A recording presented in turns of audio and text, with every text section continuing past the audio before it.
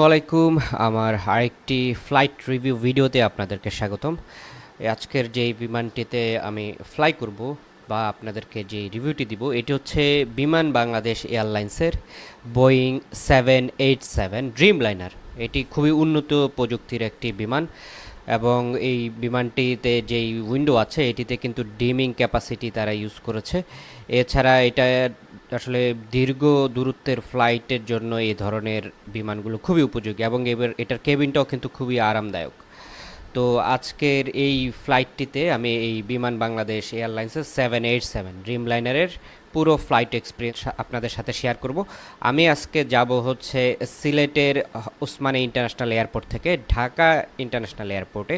তো এই ফ্লাইটটি লন্ডন থেকে এসেছে এবং এখানে তারা যাত্রী নিয়ে আবার ডোমেস্টিক ফ্লাইট করবে একটি, যেটি হচ্ছে সিলেট থেকে ঢাকাতে। তো এখানে ইন্টারন্যাশনাল যাত্রীও থাকবে।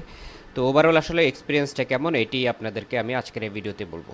তো এর আগের ভিডিওতে হচ্ছে আমি বিমান বাংলাদেশ এয়ারলাইন্সের 777-এর রিভিউ আপনাদেরকে দিয়েছি, আর আজকের ভিডিওতে আমি এটি নিয়ে আলোচনা করব। যদিও এই ভিডিওটি আমি কিছুদিন আগে রেকর্ড করে রেখেছিলাম, তো এই ভিডিওটি আমি এখন আপনাদের জন্য আসলে এডিটিং করে সব কিছু করে এখন উপহার দিচ্ছি। তো আশা করি ভিডিওটি ভালো।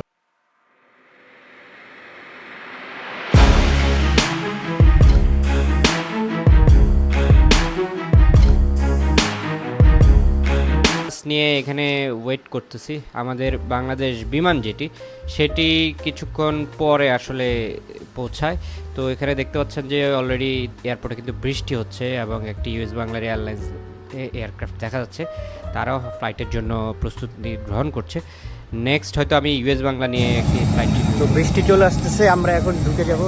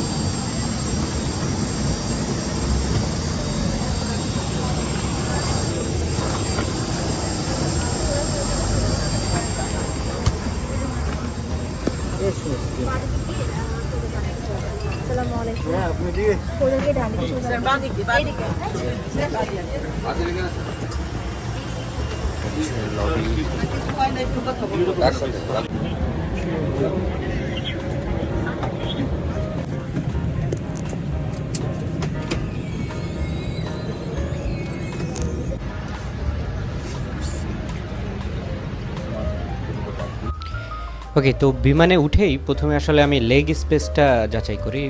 আমাদের আজকের বিমান যেহেতু 787 এবং আমি সিট নেওয়ার সময় সেই ইমার্জেন্সি যে এক্সিট ডোরটা আছে সেটার সামনে একেবারে ডান দিকে কর্নারের সিটটা নিয়েছি যাতে আমার সামনে লেগ স্পেসটা ভালো থাকে। তো দেখতে পাচ্ছেন আমার সামনে কিন্তু লেগ স্পেসটা খুবই সুন্দর। তো আমি ফ্লাইট রিভিউ করার আগে ফ্লাইটের যেই ডিলে বা অন টাইমে অ্যারাইভাল হচ্ছে নাকি বা ডিপার্চারটা অন টাইম হচ্ছে নাকি সেটা আগে চেক করি।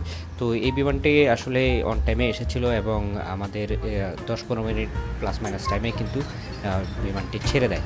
আর ছেড়ে দেওয়ার পরে আমরা অন টাইমে আসলে ঢাকা ইন্টারন্যাশনাল এয়ারপোর্টে চলে আসি। তো বিমানে উঠে প্রথম কাজ হচ্ছে সিট বেল্ট বাঁধা এবং সেই যে সেফটি প্রিকশনসগুলো আছে সেটা দেখা। তো আমাদের এখানে লাইফ জ্যাকেট কীভাবে পরতে হবে, ইমার্জেন্সি ডোরগুলো কোথায়, এগুলো কিন্তু সব কিছু দেওয়া আছে। তো আমি কিন্তু আজকে বসেছি এই উইন্ডোর পাশে এবং এই ইমার্জেন্সি সেটা বরাবর।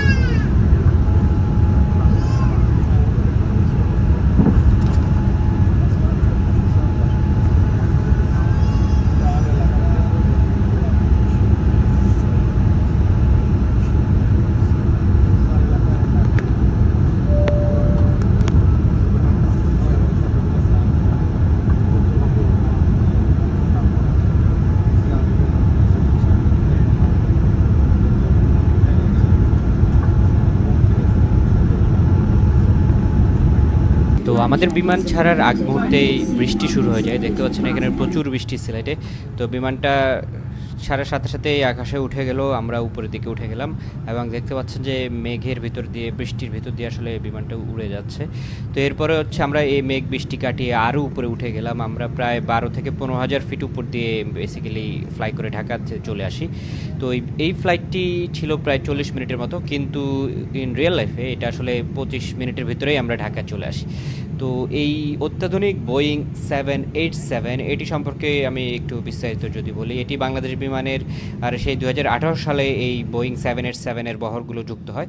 বাংলাদেশে প্রায় 4-5টার মতো এই বোয়িং 787 আছে, যেগুলো দিয়ে ইন্টারন্যাশনাল রুটগুলোতে ফ্লাইট পরিচালনা করা হয়, যেমন কুয়েত, দোহা, মাস্কাট, এছাড়া লন্ডন, এরকম বিভিন্ন ইন্টারন্যাশনাল রুটগুলোতেও কিন্তু এই বোয়িং 787-800 বিমানগুলো বা 900 বিমানগুলো ফ্লাই করে। তো এইটার যে সিট কনফিগারেশন, এটাতে হচ্ছে প্রায় 24টার মতো সামনের দিকে বিজনেস ক্লাস আছে, আর সব বাকি যতগুলো আছে সবগুলো হচ্ছে ইকোনমিক ক্লাস সিট, প্রায় 247টার মতো হচ্ছে ইকোনমিক ক্লাস সিট। তো দুইটা ভাগে আসলে এই বোয়িং 787টাকে ভাগ করা হয়েছে। বাংলাদেশ এয়ারলাইন্সে আসলে বোয়িং 787-এর দুইটা কনফিগারেশন ইউজ করা হয়, একটা হচ্ছে বোয়িং 787-800 এবং আরেকটা হচ্ছে বোয়িং 787-900। তো এই দুইটার ভিতরে বেসিক্যালি সিটের ক্যাপাসিটির পার্থক্য। বোয়িং 787-800 যেটা, সেটাতে হচ্ছে 24টা বিজনেস ক্লাস এবং হচ্ছে 247টা ইকোনমি ক্লাস সিট আছে। আর এটার যে ইকোনমি ক্লাসের সিটের পিচ, এটা প্রায় 31 ইঞ্চি, আর বিজনেস ক্লাসটার পিচ হচ্ছে প্রায় 60 ইঞ্চি, মানে অ্যাঙ্গেলটা। আর 787-900 যেটা, সেটাতে হচ্ছে আরও বেশি বিজনেস ক্লাসের সিট, সেটা হচ্ছে 30টার মতো বিজনেস ক্লাসের সিট এবং 21টা প্রিমিয়াম ইকোনমি সিট এবং 247টা ইকোনমি সিট। সো এখানে সিটেরই বেসিক্যালি পার্থক্য, আর অন্যান্য সব কিছু কিন্তু সেম সব কিছু সেম ফিচার। আর এই বিমানগুলো আসলে বেশি ইউজ করা হয় কারণ এটা খুবই অত্যাধুনিক একটি বিমান, যেটাতে হচ্ছে কম্পোজিট ম্যাটেরিয়াল ইউজ করা হয়, এই যার কারণে এই বিমানটি একটু হালকা এবং অনেক কম তেল খরচ করে কিন্তু অনেক দূর পর্যন্ত যেতে পারে। তার মানে ওভারঅল অন্যান্য এয়ারক্রাফটের তুলনায় এই বিমানগুলো কিন্তু খুবই ফিউল এফিশিয়েন্ট। আর এটার যে ইনফ্লাইট এন্টারটেনমেন্ট সিস্টেম স্ক্রিনগুলো আছে, এটা আসলে দুর্ভাগ্যবশত আমার সামনে যেহেতু আসলে কোনো স্ক্রিন নাই, আমি আজকে আপনাদের দেখাতে পারিনি। নেক্সট কোনো ভিডিওতে আমি আবার যদি ফ্লাই করি আপনাদেরকে সেটি ডিটেল জানাবো। এটির সবচেয়ে বড় ফিচার হচ্ছে এটির যে উইন্ডোটা আছে, এই উইন্ডোটা কিন্তু মানে আলো কমানো যায়, বাড়ানো যায়, মানে এটাকে ডিম করা যায়। তো এই ফিচারটার কারণেই বোয়িং 787-কে অন্যান্য প্লেনের তুলনায় অনেক অত্যাধুনিক ধরা হয়। বিশেষ করে আপনি যখন ঘুমাবেন, আপনি জানলাটা বন্ধ করা থেকে ওটা ডিম করে দিতে পারবেন। তো এটার ভিতরে এমনভাবে ফাংশন করে দেওয়া। আর এই বিমানের কেবিনের যে এয়ারটা বা বাতাসটা খুবই ফ্রেশ বাতাস অন্যান্য এয়ারক্রাফটের তুলনায়, এবং নয়েজটাও কিন্তু খুবই কম বা কমফোর্টেবল যেটা বলা হয় আর কি। তো এই হচ্ছে ওভারঅল এই বোয়িং 787। তো নেক্সট আমি অন্য কোনো ভিডিও নিয়ে আপনাদের সাথে হাজির হব।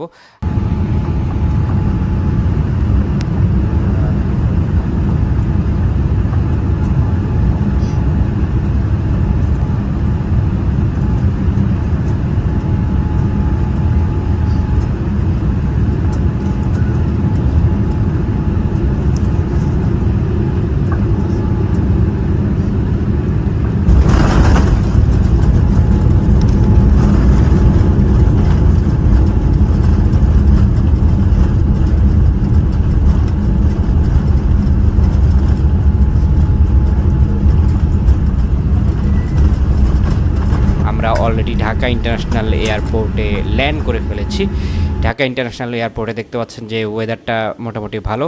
সিলেটে যেখানে বৃষ্টি হচ্ছিল, আমাদের এখানে কিন্তু মেঘলা আকাশ, ওরকম কিন্তু বৃষ্টি নাই। ওকে, তো আমাদের ফ্লাইটটি শেষ, আমরা ঢাকায় চলে এসেছি। তো ওভারঅল যদি আমি পুরো ফ্লাইটটি রিক্যাপ করি বা ওভারভিউ দেই, তো বেসিক্যালি প্রথমে যদি আমি বলি এটার যেই টাইমলিনেস, মানে ইন টাইমে আসা এবং ইন টাইমে ফ্লাইট ছাড়া এবং ইন টাইমে পৌঁছানো, এই ব্যাপারে যদি আমি কথা বলি, বাংলাদেশ বিমানের এই যে ফ্লাইটটি আমি করে আসলাম সেটাতে কিন্তু ইন টাইমে এসেছে এবং 10-15 মিনিটের ভিতরে কিন্তু আমরা আবার ডিপার্চার করে ফেলছি এবং ইন টাইমের আগেই কিন্তু আমরা ঢাকাতে পৌঁছেছি। তো যদিও বাংলাদেশ বিমানের নামে অনেক ধরনের কমপ্লেইন থাকে যে ডিলেই করে ছাড়ে, তবে আমাদের এই ফ্লাইটটিতে কিন্তু ওরকম কোনো ডিলে হয়নি। তারপরে চলে আসি আমি এটার ওভারঅল এয়ারক্রাফটের যেই পারফরমেন্স সেটার উপরে, বা এয়ারক্রাফটের যেই স্পেসিফিকেশন সব কিছু শুরু করে। বোয়িং 787-800 নিঃসন্দেহে খুবই অত্যাধুনিক একটি বিমান এবং খুবই ব্র্যান্ড নিউ একেবারে একটি বিমান, যেটির মাত্র বয়স 4-5 বছর হয়েছে।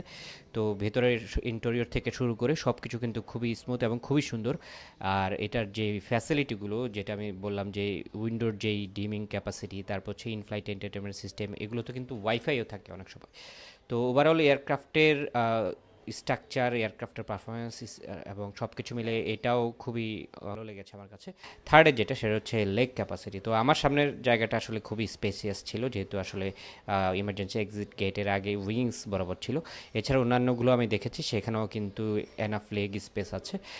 আর হচ্ছে এরপরে চলে আসে আমি খাবার, যেহেতু আসলে এটা একটু শর্ট টাইম ছিল, তো এখানে আসলে কোনো খাবার দাবার পরিবেশন করা হয়নি। নেক্সট হয়তো আমি কোনো ইন্টারন্যাশনাল ফ্লাই করলে তখন এই খাবার দাবারের রিভিউ আপনাদেরকে দিতে পারবো। তো এখানে দুর্ভাগ্যবশত আমি কিন্তু কোনো খাবার দাবারের রিভিউ দিতে পারিনি। আর সেকেন্ড হচ্ছে এটার হচ্ছে ওভারঅল যে কেবিন ক্রু থেকে শুরু করে সবার যে বিহেভিয়ার, সব কিছু আসলে এনাফ স্যাটিসফাইড ছিল। তো ওভারঅল এই ফ্লাইটটি আমার কাছে খুবই ভালো লেগেছে বাংলাদেশ বিমান এয়ারলাইন্সের। তো আশা করি নেক্সট ভিডিও আপনাদের কাছে ভালো লাগবে। নেক্সট কোন ফ্লাইটের রিভিউ আমি দিব আপনাদেরকে, বা আপনার কমেন্ট সেকশন জানাবেন।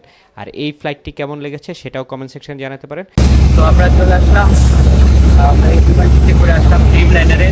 তো আজকে ভিডিওটি ভালো লেগেছে, আর আমার পরবর্তী